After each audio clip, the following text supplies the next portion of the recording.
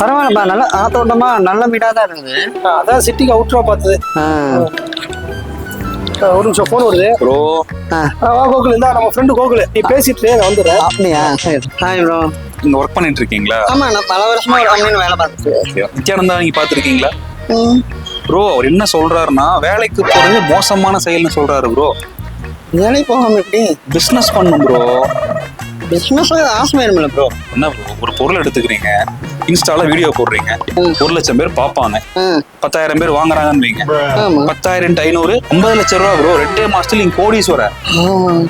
Business பண்ணும் bro. பேசிட்டு இருந்தீங்களா? நல்ல ஃப்ரெண்டுப்பா உனக்கு. ப்ரோ ஒரு சின்ன ஹெல்ப் சொல்லுங்க ப்ரோ. ஒரு 50 ரூபா ஜிபே பண்றீங்களா? பண்ணிட்டேன் ப்ரோ. சரி கூப்பிடுங்க பார்க்கலாம். என்ன யோசிச்சுட்டு இருக்க? உன் ஃப்ரெண்டு இல்லை பிஸ்னஸ் பண்ணா நல்லா இல்லை, போலீஸ் பண்ணாங்களான்னு சொன்னாப்ல. எனக்கு வேலையை விட்டு பிஸ்னஸ் ஆரம்பிக்கணும்னு தோணுதுப்பா. ஆனா எது இந்த 50 ரூபா வாங்கினாருன்னு தெரியல. யோ, அது ஒழுங்கா வேலைக்கு போயிட்டு இருந்தாயா? இன்ஸ்டாகிராம்ல சீக்கிரம் பணக்காரன்னு சொல்லி பிசினஸ் ஐடியான்னு சொல்லுவாங்களா, அதை பார்த்து இவனு ஆரம்பிச்சு கடைசி ஃபெயிலியர் ஆயிட்டான். மென்டலா ஆயிட்டான். இப்ப என்ன பண்றா, எல்லாம் பிசினஸ் பண்றேன் சும்மா வாயால சொல்லிட்டு இருக்காயா. மென்டல் ஆயிட்டாயா அவன். மென்டலா? பைத்தியமா இவன்.